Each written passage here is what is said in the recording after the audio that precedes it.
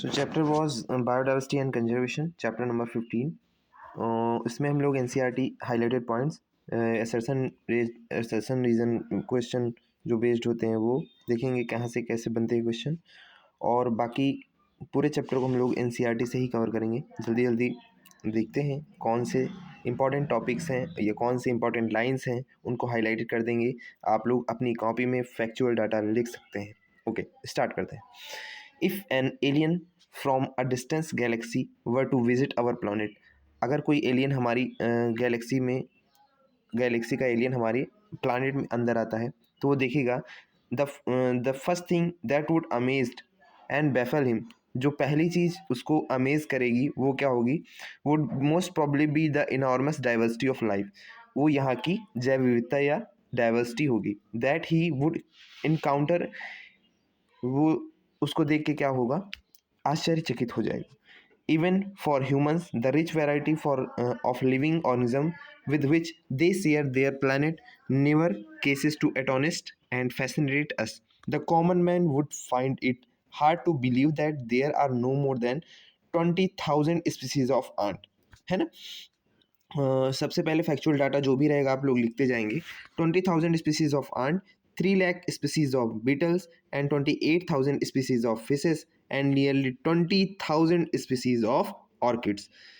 Ecologist and evolutionary biologist, wait a second, ecologist and evolutionary biologist have been trying to understand the significant such diversity by asking important questions. Why are there so many species?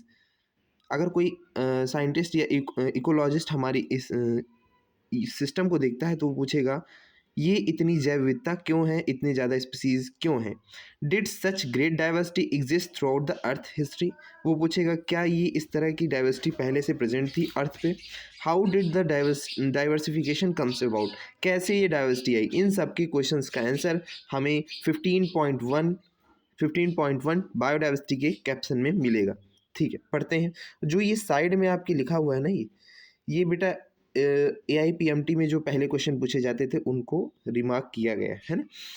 अब ये PDF जो है वो अमन भैया जो कि AIIMS Delhi में पढ़ते हैं, उनके खुद के टेलीग्राम चैनल से मैंने निकाली है, जिसमें कि उन्होंने हाईलाइटेड पॉइंट्स, बाकी सारी चीज़ें उन्होंने दे रखी हैं, जो कि सारे बच्चों की हेल्प कर रहा था। तो मैंने सोचा आपको इसको इलेबोरेटेड फॉर्म में दिया जाए। ठीक, इन अवर बायोस्फीयर इमेंस डाइवर्सिटी, देखो जो इम्पॉर्टेंट लाइन है, जो बहुत इम्पॉर्टेंट है, उसको रेड मार्किंग या ऐसे किया गया है, और जो थोड़ा सा आपका सिंगल बेस्ड क्वेश्चन या सिंगल लाइनर क्वेश्चन होगा, वन लाइनर क्वेश्चन होगा, उसको ब्लू मार्क्स से किया गया है। ठीक है।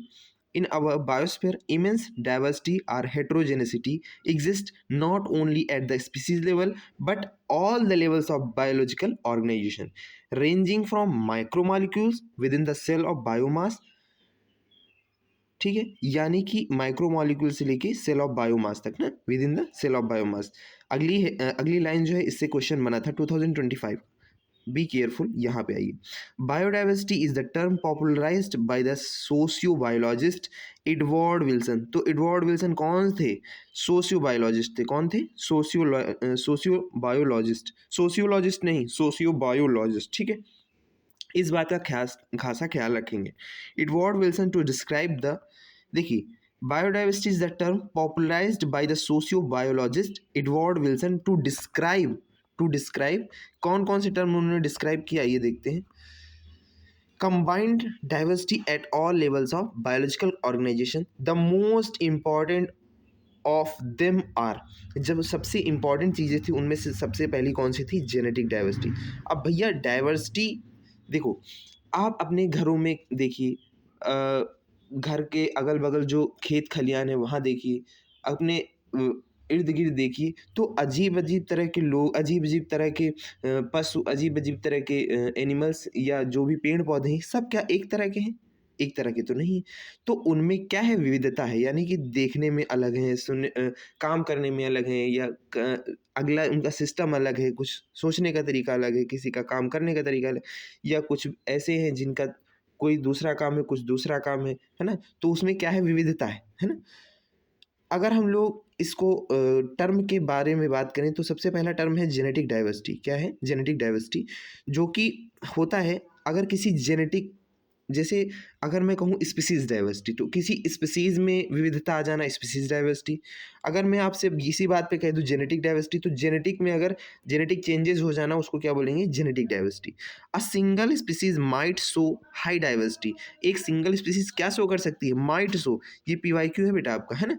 Diversity, a single species might show high diversity at the genetic level over the distributional area, यानी कि एक ही एरिया में अगर वो चीज़ है तो अपनी डिस्ट्रीब्यूशनल रेंज की वजह से क्या हो सकती है? डाइवर्सिटी शो कर सकती है। जैसे राउल्फिया वोमिटोरिया एक प्लांट होता है जो कि हिमालय रेंजेस में पाया जाता है। ये अगर बेटा कोई हिमालय रेंज है ना, मान लो ये बहुत ऊंची पहाड़ी है, इसमें क्या है, यहाँ पे एक राउल्फिया वोमिटोरिया का प्लांट है, यहाँ पे भी एक राउल्फिया वोमिटोरिया का प्लांट है, यहाँ पे भी है। तो यहाँ पे और यहाँ पे और यहाँ पे तीनों जगह, सॉरी मिट गया, है ना, तीनों जगह पे जो प्लांट प्रेजेंट है, इनमें अलग अलग, किसी में कम, किसी में ज़्यादा, किसी में बहुत ज़्यादा केमिकल कांस्टेंट रेसरपाइन पाया जाएगा। ठीक है, रेसरपाइन पाया जाएगा।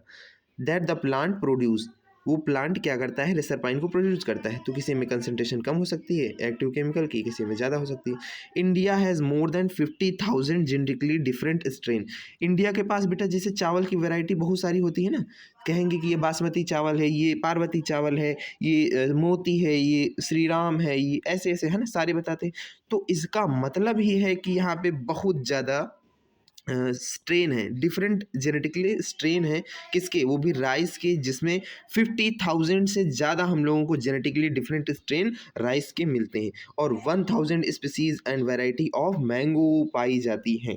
ठीक है, अगला है पॉइंट हमारा स्पीसीज डाइवर्सिटी। स्पीसीज डाइवर्सिटी होती क्या है? अभी मैंने आपको बताया था, the diversity at the sphere, sorry, diversity at the species level. अगर कोई स्पीसीज लेवल पे डाइवर्सिटी शो करता है तो उसको स्पीसीज डाइवर्सिटी कहते हैं। For example western Ghat. Western Ghat क्यों एग्जांपल? भाई वेस्टर्न घाट में जो स्पीसीज रहती हैं, मान लो ये वेस्टर्न घाट है, ये क्या है? ईस्टर्न घाट है। अगर वेस्टर्न घाट में ज़्यादा स्पीसीज हैं किसी चीज़ की और ईस्टर्न घाट में कम है, तो इसका मतलब डाइवर्सिटी है ना, इधर कम है इधर ज़्यादा है, डाइवर्सिटी हो गई। तो इसमें यही बताया गया है, the diversity of the species, for example western Ghat have greater amphibians. अब यहाँ पे समान की जगह पे क्या है? जैसे ये वेस्टर्न घाट है, ये वेस्टर्न घाट है ना, तो यहाँ पे ज़्यादा एम्फीबियंस है, यहाँ पे कम एम्फीबियंस है, तो इसको क्या बोलेंगे? ये भी एक डाइवर्सिटी है। तो western Ghat have greater amphibians species diversity than eastern Ghat, यानी कि वेस्टर्न घाट में ज़्यादा है। वेस्ट से याद रखिए W फॉर M, W को उल्टा कर दीजिए, M बना दीजिए और W से M याद रहेगा, यानी वेस्टर्न में मैक्सिमम डाइवर्सिटी पाई जाती है। Good to go, okay. आपको ये चीज़ याद भी होनी चाहिए, है ना। साइलोटम क्या है बेटा? मेडिसिनल प्लांट है। और number of species with in a unit area, देखो अगर स्पीसीज की बात करें, देखो अभी इसको बाद में हम लोग डिस्कस करेंगे ना, इसको डिस्कस करने का भी कोई मतलब नहीं, पहले हम लोग NCERT कवर करते हैं। ठीक, ecological diversity, the ecosystem level. बेटा इकोसिस्टम लेवल का मतलब तो आप समझ ही रहे हैं। Ecosystem level India, the at the ecosystem level India for instance within the its desert, यानी कि इंडिया में जो इकोसिस्टम लेवल है वहाँ पे क्या क्या है? डिजर्ट है, रेन फॉरेस्ट है, मैंग्रोव्स हैं, कोरल रीफ्स हैं, वेट लैंड्स हैं, स्टूरियंस हैं या स्टोरीज हैं। स्टोरीज का मतलब क्या होता है आपको पता है? जहाँ पे दो डिफरेंट डिफरेंट तरह के दो डिफरेंट डिफरेंट तरह के इकोसिस्टम, जैसे आपने देखा होगा कभी एक समुद्र इधर है, खारा समुद्र इधर, नीला समुद्र, वो दोनों आपस में मिल रहे हैं, तो उसको क्या बोलेंगे? स्टोरीज बोलेंगे, है ना। एंड अल्पाइन, अल्पाइन यानी कि आर्कटिक ऐसे वाले हैं। Alpine meadows has greater ecosystem diversity than the Scandinavian country like Norway. Scandinavian country कौन होती है? नॉर्वे होती है। तो यहाँ पे कम डाइवर्सिटी होगी, नॉर्वे में क्या होगी? कम। एन से याद रखिए, नॉर्वे, नॉर्वे में नहीं, नॉर्वे में नहीं। नहीं का मतलब क्या नहीं? भाई इकोसिस्टम में इकोलॉजी ही तो नहीं होगी, यानी कि डाइवर्सिटी नहीं होगी। ठीक, और होगी सबसे ज़्यादा किस में इंडिया में। देखो जैसे इंडिया में बहुत सारी चीज़ें, डेजर्ट भी है, रेन फॉरेस्ट भी है, मैंग्रोव्स भी है, कोरल लीव्स भी है, इशूरीज भी हैं, वेटलैंड्स भी हैं और अल्पाइन मेडोज हैं, है ना। तो इनमें ग्रेटर इकोसिस्टम होगा। क्या होगा? Greater ecosystem. और जहाँ पे ग्रेटर इकोसिस्टम वहाँ पे डाइवर्सिटी बहुत ज़्यादा। ठीक। स्कैंडिनेवियन कंट्री में, नॉर्वे में मतलब कम होगी। ठीक है, इस एन से मैंने याद करने की ट्रिक बता दी आपको। It has taken millions of year of evolution. ये सब होने के लिए बेटा मिलियंस ऑफ इवोल्यूशन ईयर लगे हैं to accumulate the rich diversity in nature, but we couldn't lose all of the wealth in less than 2 centuries। यानी कि ये सब हमने लूज कर दिया है, इस तरह की जो डाइवर्सिटी हमारे पास थी उसको हम लूज करते जा रहे हैं। कब से? lose all the wealth in less than 2 centuries if the present rates of species loses continuously। यानी कि हमारे पास जो भी स्पीसीज हैं अगर वो हमारे पास चली जा रही हैं तो हमको क्या कर रही हैं? हमारी बायोडाइवर्सिटी को घटा रही हैं। अगली ये लाइन बेटा जो इम्पोर्टेंट थी, ये देखिए आपको ब्लू मार्क हो गई है, इसको आप लोग लिख लीजिएगा, ये अंडरलाइन कर लीजिएगा। Biodiversity and its conservation are now vital environmental issue. जो biodiversity, sorry wait a second बेटा। ठीक है, देखो बायोडाइवर्सिटी जो है वो क्या है, एक ग्रेटर इशू बन चुका है। कहाँ गया? ये यहाँ पे है। Biodiversity and its conservation is now vital issue. Vital issue का मतलब बहुत बड़ा इशू बन चुका है of international concern. International concern यानी कि ये अंतर्राष्ट्रीय चिंता का विषय बन चुका है बेटा। Its conservation and now as more and more people around the world begin to realize the critical importance of the biodiversity। अब वो धीरे धीरे क्या समझ रहा है? बायोडाइवर्सिटी यानी कि जैव विविधता की अहमियत को समझ रहा है for our survival and well being on this planet. यानी कि यहाँ पे अगर अच्छे से रहना है तो राम राम कहना है। इन द सेंस आप समझ पा रहे हैं? अगर यहाँ पे मैं बोलूँ 15.1.1 में क्या हम लोग पढ़ेंगे, इसमें होगा how many species are there in the earth and now in many in India. यानी कि कितनी और कहाँ कहाँ पे ये स्पीसीज हैं। ठीक, तो हम लोग पढ़ते हैं सिंस देयर आर। अगर आप मानिए, अगर आप इस तरह इस चैप्टर को कवर करते हैं तो निश्चित ही 95% आपका चैप्टर कवर हो जाता है। इसके बाद अगर आप क्वेश्चन प्रैक्टिस कर लेते हैं तो जैसे कहते नहीं, हाँ चलो ठीक है, सोने पे सुहागा वाला सीन है, तो वो वाला चीज। Since there are published record of all species discovered and named, we know how many species in all have recorded so far, but it is not easy to answer all the question of many species there are on earth according to International Union of Conservation and of natural and natural resources. इसको IUCN बोलते हैं बेटा। I for international, U for union और C for conservation और N for nature and natural resources. ठीक है, अगर आपसे फुल फॉर्म में आता है तो उसमें IUCN में नेचर तक भी हो सकता है, एंड नेचुरल रिसोर्सेज नहीं लिखा होगा तो आपको उसको आंसर को कट कर देना है। आपको खाली क्या रखना है याद कि conservation for of nature and natural resources. ये कब हुआ? 2004 में हुआ। ठीक है, the total number of plant and the animal species described so far slightly more than 1.5 million. यानी कि total number of plant and animal species हैं डिस्क्राइब्ड हो चुके हैं अभी स्लाइटली, वो कितने हैं? 1.5 मिलियन है। कितने हैं? 1.5 million. But we have to clear idea how many species yet to be discovered. अभी हमको पता होना चाहिए कि कितनी स्पीसीज बची हुई हैं और उनको हमको डिस्कवर करना है। Estimate very widely and mainly of them are only educated guesses for, यानी एजुकेशन के बेसिस पे हम लोग गेस कर रहे हैं। For many taxonomic groups species inventories are more complete in a temperature, देखो temperate than a tropical countries. देखो इसमें लिखा हुआ है फॉर मेनी टेक्सोनॉमिकल ग्रुप्स, यानी कि टेक्सोनॉमी का मतलब आपको पता है, फर्स्ट चैप्टर में आपने पढ़ रखा है। टेक्सोनॉमी टेक्सा, जैसे मैंने आपको बताया था क्लासिफिकेशन, उसमें species, bio, genus, order, class और मतलब ऑर्डर, उसके बाद फिर किंगडम, ये सारी चीज़ आती हैं ना, तो टेक्सोनॉमिकल कैटेगरी है। तो टेक्सोनॉमिकल ग्रुप्स मतलब उसी में जितने ग्रुप्स आ रहे हैं। ठीक है, टेक्सोनॉमिकल, मेनी टेक्सोनॉमिकल यानी कि अगर बहुत ज़्यादा for many taxonomical groups species inventories are more complete in the temperature than the tropical countries. Tropical countries में टेम्परेट देन ट्रॉपिकल कंट्रीज यानी कि ज़्यादा है, more complete in temperate than tropical. Temperate region होता है, एक ट्रॉपिकल रीजन होता है। तो टेम्परेट में क्या है, ज़्यादा है, टेम्परेट में क्या है, ज़्यादा है, ट्रॉपिकल में क्या है, कम है। स्पीसीज क्या, स्पीसीज इन्वेंटरीज और बहुत सारी taxonomical groups. Considering that the overwhelming, यानी कि ओवरवेलमिंग का मतलब कंसिडरिंग दैट द ओवरवेलमिंग, अभी पढ़िए पूरा फिर समझाएंगे। Considering that the overwhelming large proportional of the species waiting to be discovered. अभी हम लोग कंसिडर कर रहे हैं कि जो और भी ज़्यादा हमको चौंकाने वाली स्पीसीज हैं वो अभी हम लोग डिस्कवर करने का वेट कर रहे हैं। आर इन द ट्रॉपिक्स, यानी कि ट्रॉपिक्स में जो भी ऐसी स्पीसीज हैं जो हमको डिस्कवर करनी है वो हम लोग वेट कर रहे हैं उसके लिए। Biologist make statics comparison of the temperate tropical species richness of exhausting studies, यानी कि जो ख़त्म हो चुकी हैं exhausting studies. Groups of insect, जो ग्रुप ऑफ इंसेक्ट्स हैं, extrapolates this ratio of the group of animals and the plant come up with the gross estimated of the total number of species। यानी कि जो total number gross, एक होता है grass margin, बोलते नहीं grass margin, तो जितना हम लोग सोच सकते हैं, है ना, एस्टिमेटेड है टोटल नंबर ऑफ स्पीसीज का, उतने में से एनिमल्स और प्लांट कम अप विद उनके साथ ही आते हैं, जो कि मतलब निकल चुके हैं या ख़त्म हो चुके हैं। उनकी हम लोग रिचनेस को पता करेंगे, उनके हम लोग स्टैटिक्स कंपैरिजन करेंगे। उन बायोलॉजिस्ट कौन करेगा ये सब, ये बायोलॉजिस्ट करेंगे। कौन करेगा, बायोलॉजिस्ट करेंगे। अच्छा, आगे की लाइन में लिखा है come with estimated total number of, हाँ, some extreme estimates range from 20 to 50 million.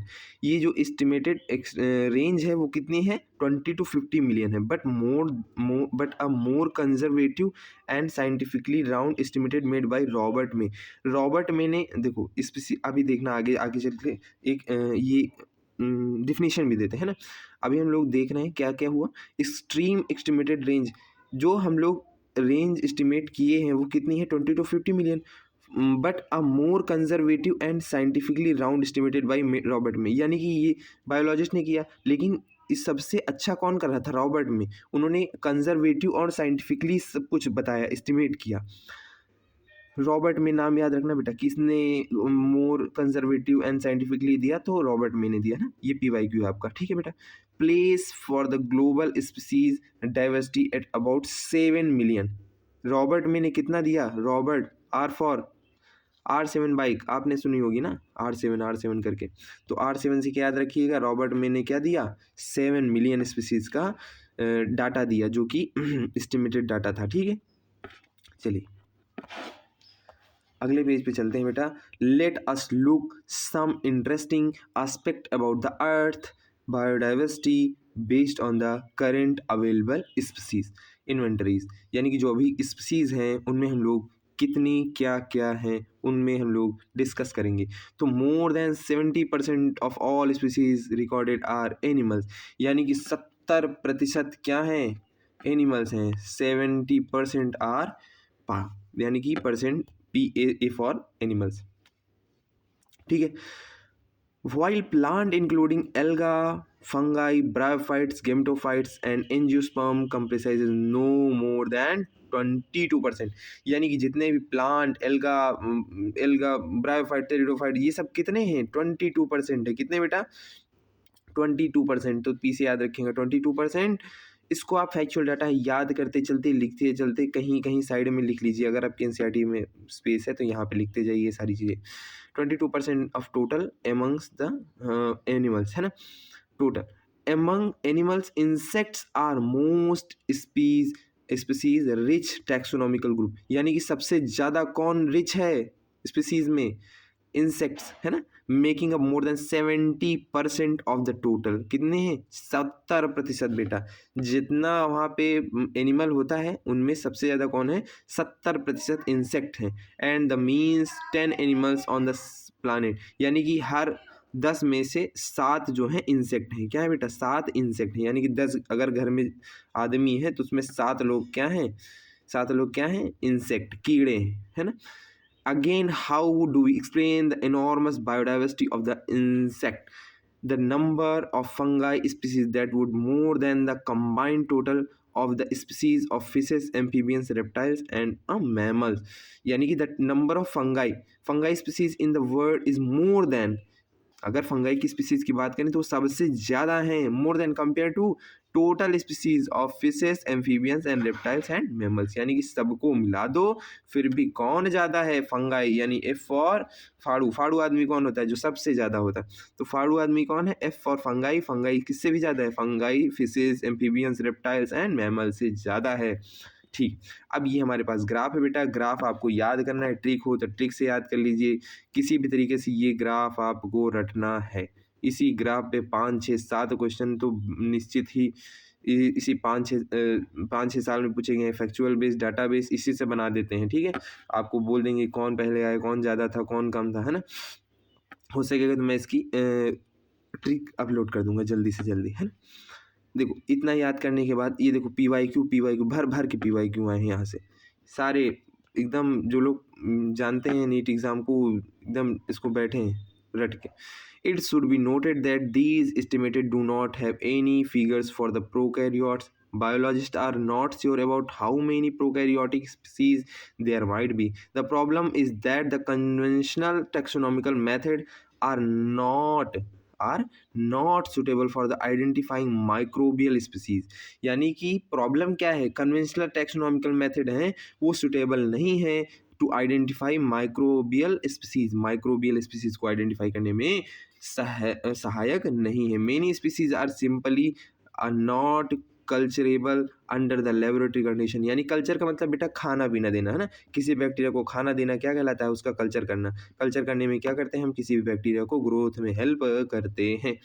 If we accept biochemical or molecular criteria for the delineating इसको याद रखना, delineating species for the group, then their diversity alone might run into the millions. अगर biochemical और molecular criteria for डिलिनेटिंग species के लिए हम करते हैं तो वो हमारी रन कर जाती है मिलियंस में, है ना? डाइवर्सिटी किस में रन कर जाएगी? मिलियंस। ठीक है, चलिए अगला पेज हम लोग देखते हैं बेटा। अगली लाइन में हमको दे रखा है, इसमें टोटल 12 पेज है बेटा, है ना? ध्यान से पढ़िएगा। अगला है although in India has only 2.4% of the world land area। यानी कि अगर ये वर्ड है हमारा तो उसमें हमारा जो इंडिया है वो कितना है बेटा? वो हमारा 2.4% है। कितना है? 2.4%। फिर भी समझ रहे हैं ना आप, इस 2.4% ने क्या क्या दे रखा है? इस 2.4% में सब कुछ है, मोर देन। अभी देखना आप, It shares its global species diversity is impressively 8.1%। यानी कि 2.4% होने के बावजूद ये कितना दे रहा है? 8.1%। इसका यानी कि ऐसे याद करेंगे, 2 4 लिखिए, उसको आगे 8 कर दीजिए और इसको आधा कर दीजिए। इसको दुगना करेंगे तो इसको तो आधा करेंगे ना, तो 2 4 का 8 और 2 का 1। ठीक है, तो 8.1% हो जाएगा। That it make our country one of the 12 mega diversity country of the world. यानी कि इसी वजह से हमको 12 मेगा डाइवर्सिटी कंट्रीज में काउंट किया जाता है। ठीक है बेटा, हाँ। Nearly 45,000 species of plant. Nearly कितनी 45,000 बेटा। 45,000 तो आपने अभी तक वैरायटी देखी ही नहीं होंगी, है ना?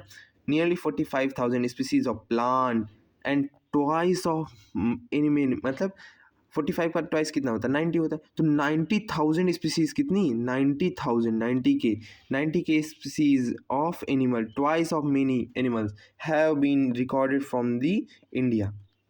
यानी कि अगर मैंने 45,000 प्लांट देखे तो मैंने और क्या क्या देखे? मैंने 90,000 एनिमल की स्पीसीज देखी हैं। ठीक है, ठीक है। How many living species are actually there awaiting to discover the name. यानी कि देखो भाई, जिसका नाम हो जाता है उसी को तो काउंट करते हैं लोग, जिसका नाम नहीं उसको काउंट कहाँ कर लेंगे? हैं, कहीं काउंट नहीं करेंगे। ट्रेन में जब आप बैठते हैं अच्छा, आपने बस में देखा होगा, बस में टिकट उन्हीं का पड़ता है जो 8 साल से ऊपर होते हैं।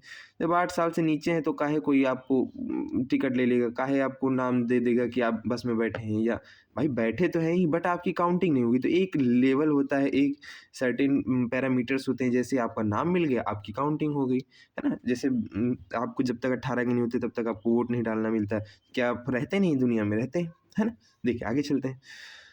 Recorded from India. How many species are actually waiting? हाँ ठीक हो गया। If we accept May global estimated, यानी कि रॉबर्ट मे जो थे, मे इसका मतलब है Robert May, global estimated only 22% of the total species have been record it so फार।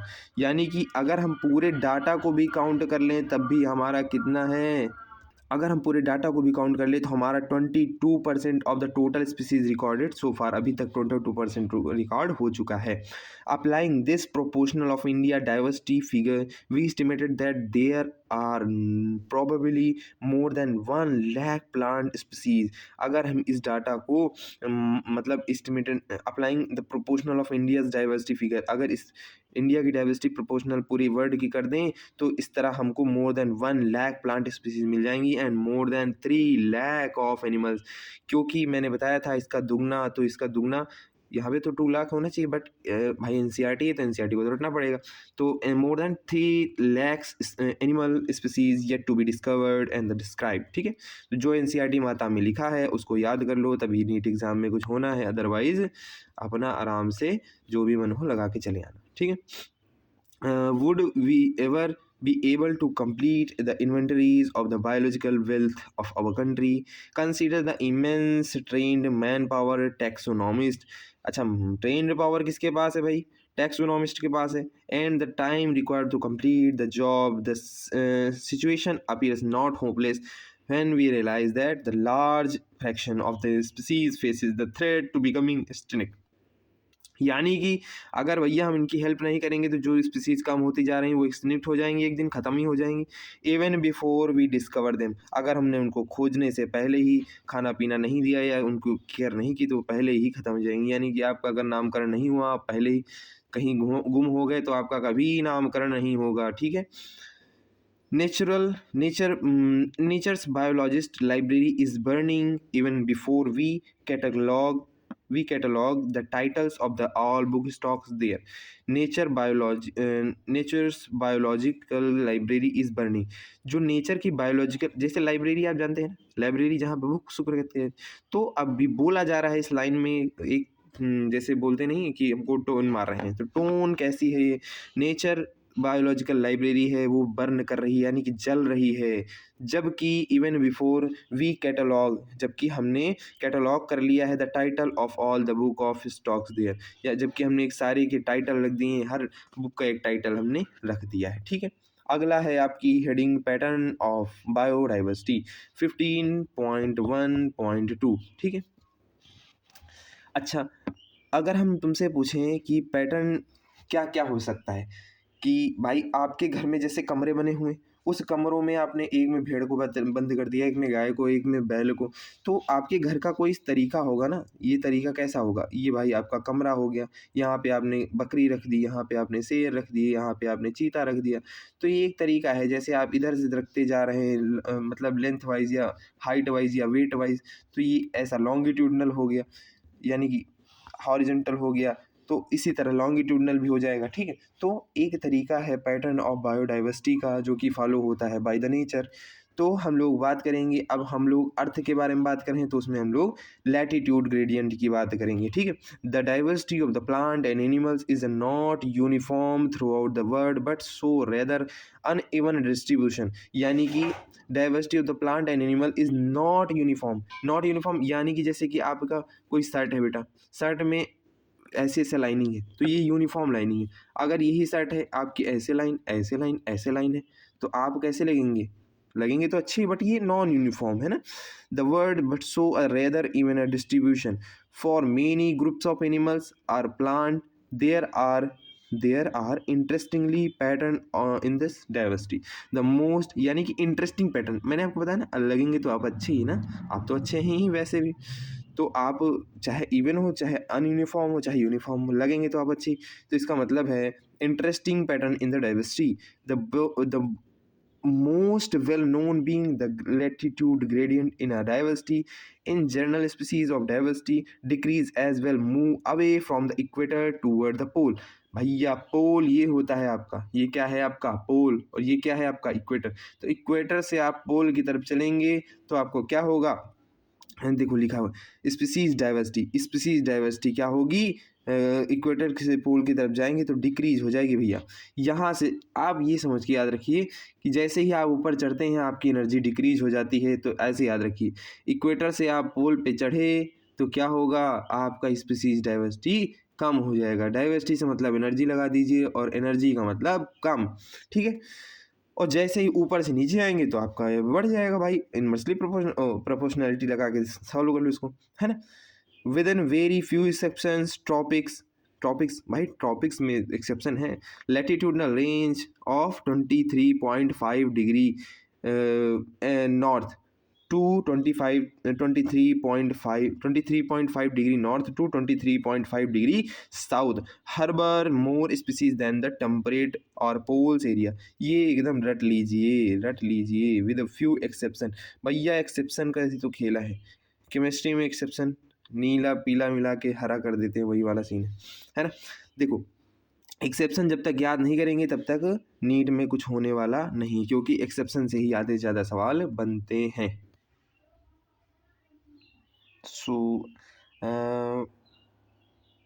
यहाँ तक हो गया था मुझे लग रहा है, ट्रॉपिक्स एंड 23 में स्पीसीज ऑफ टेम्परेट पूल। हाँ, यहाँ से हम लोग को पढ़ना था कोलंबिया से।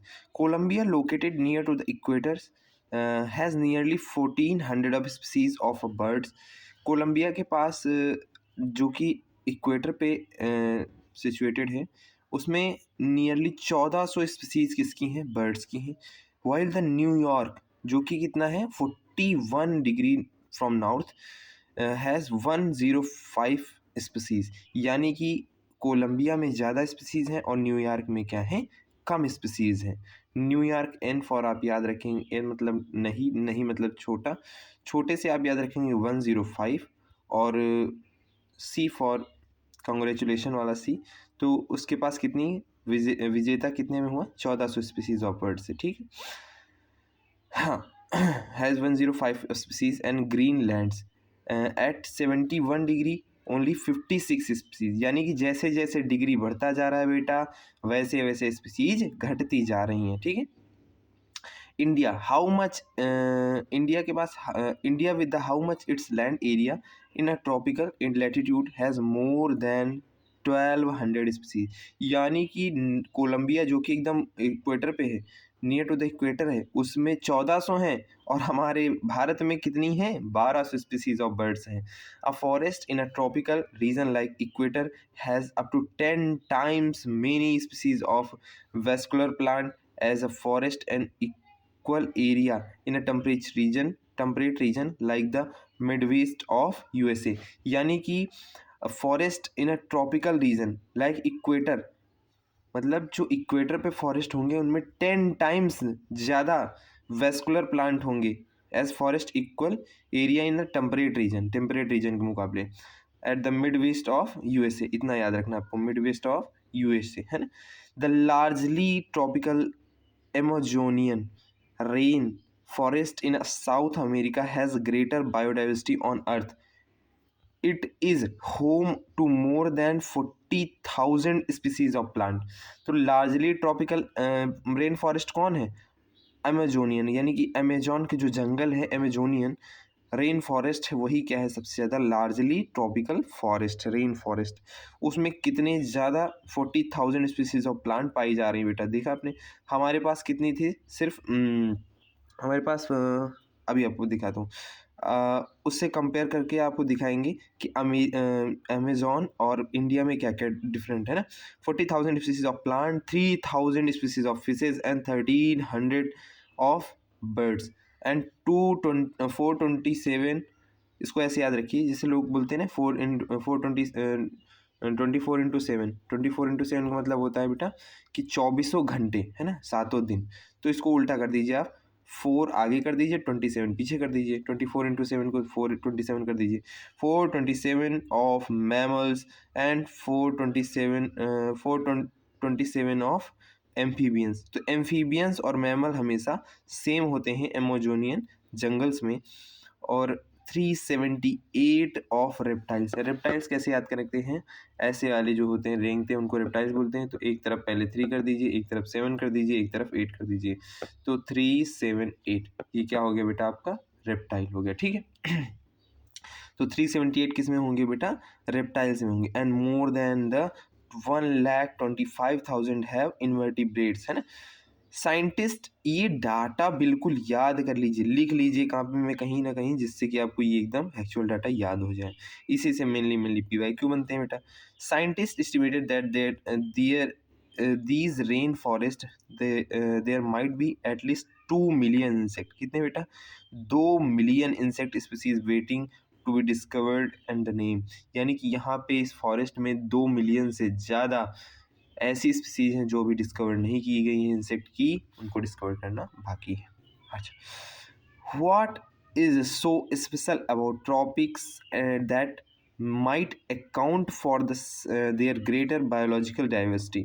ऐसी कौन सी चीज़ है जो अकाउंट करती है for their greater biological diversity की। Ecologist and evolutionary biologists have proposed various hypotheses. Some important one are speciation is generally a function of time. Speciation is generally a function of time.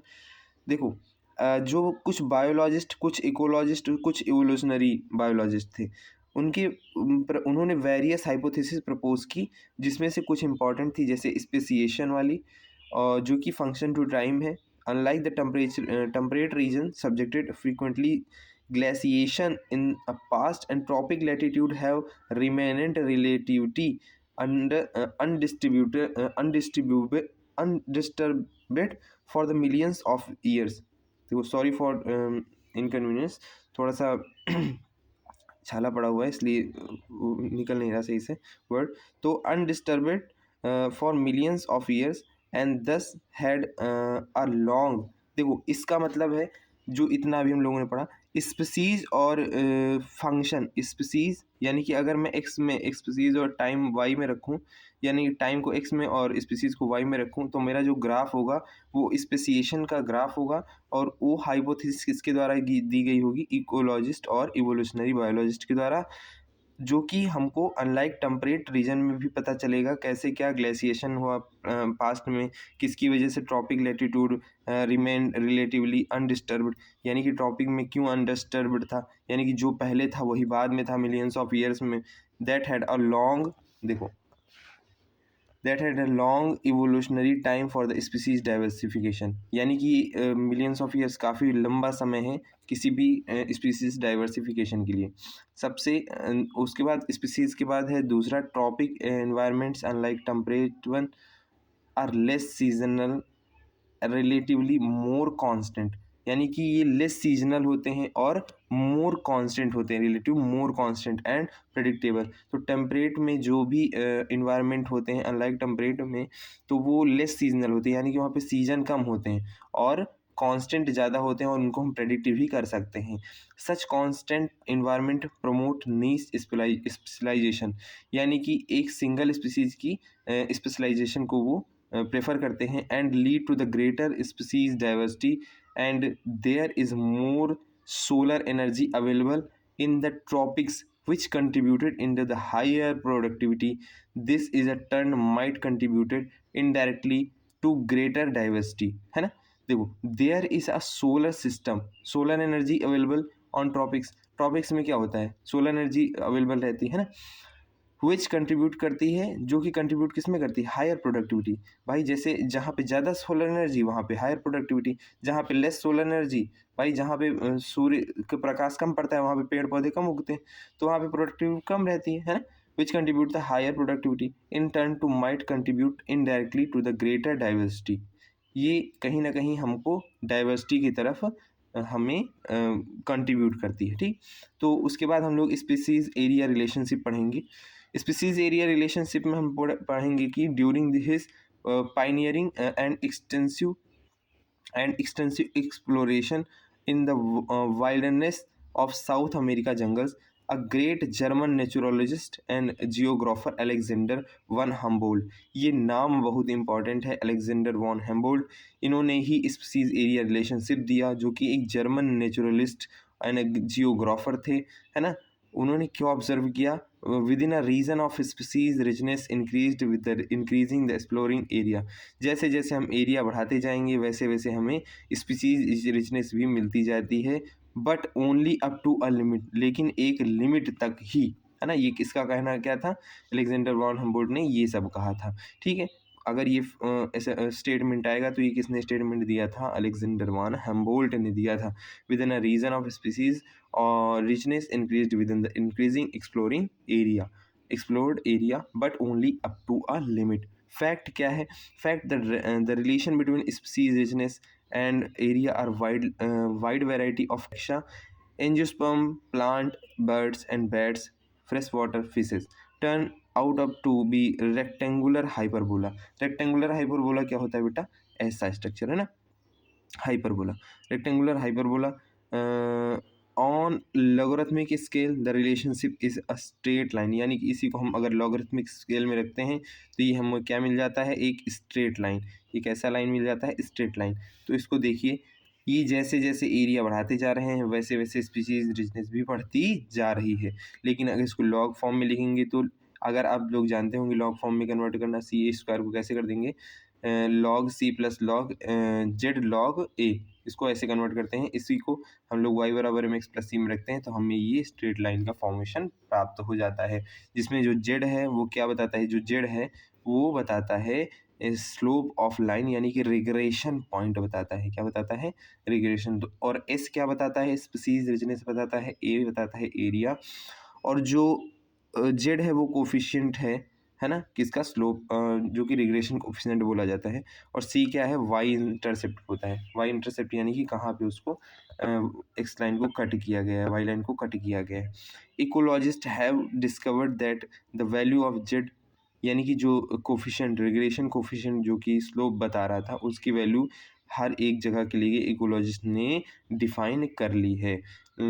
ये value किसके किसके बीच में होती है, 0.1 से 0.2 for the taxonomic group, और regardless of the taxonomic group or other region where the plants in Britain, New York and the slope of regression, but sorry, ये यहाँ से regardless of the taxonomical group of the region where whether it is a plant in a Britain, birds in California, molluscus in a New York state, and the slope of the regression line are amazingly similar, यानी कि इनमें सब की line जो है amazingly similar ही होती है अगर हम लोग अलग अलग रीजन की बात करें।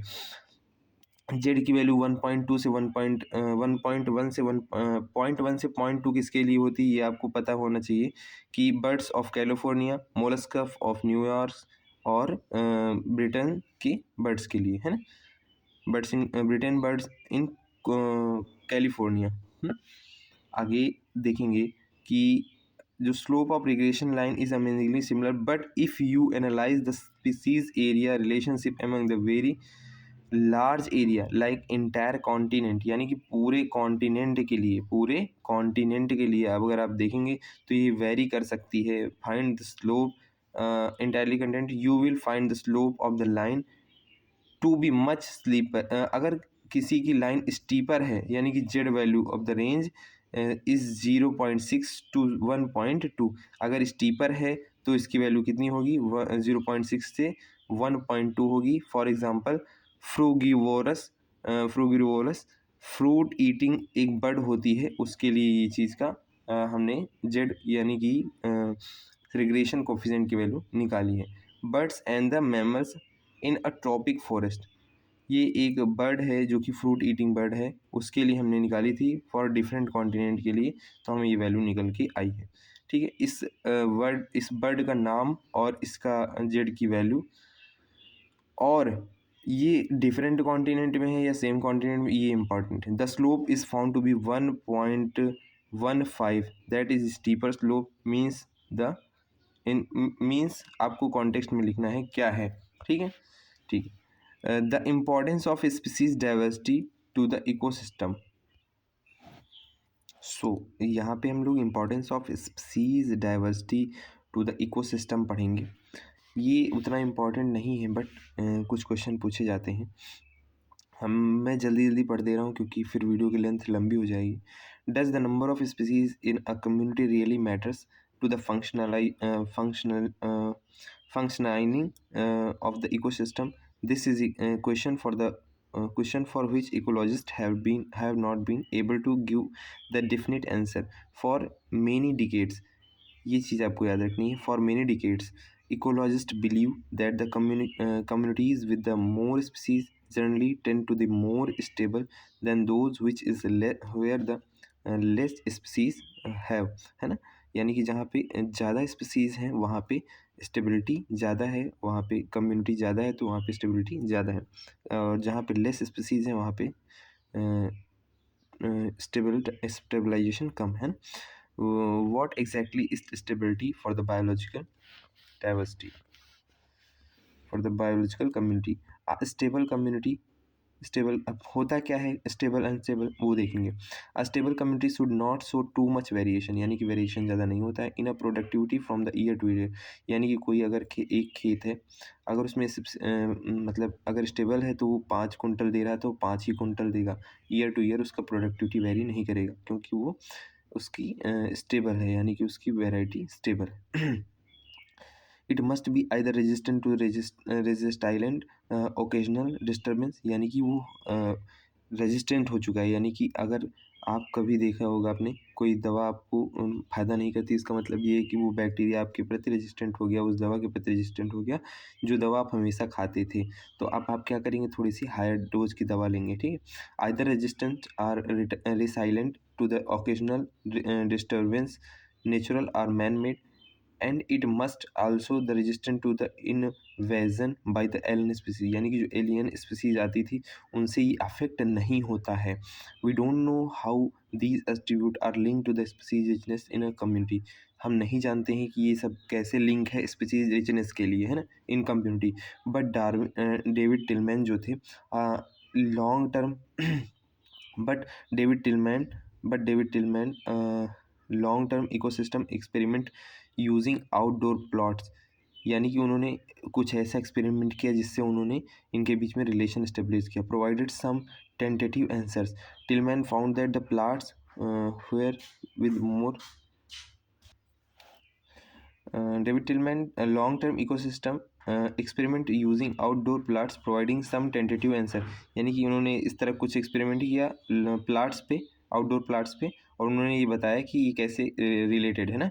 तो उन्होंने जो आउटडोर एक्सपेरिमेंट किया, उन्होंने सबसे पहले Tilman found that plots with more species showed less year to year variation, जहाँ पे ज़्यादा स्पीसीज थी प्लाट्स की वहाँ पे ईयर टू ईयर वेरिएशन कम था, या उसमें टोटल बायोमास में, है ना, यानी कि 5 कुंटल दे रहा था तो 5 ही कुंटल दे रहा था वो।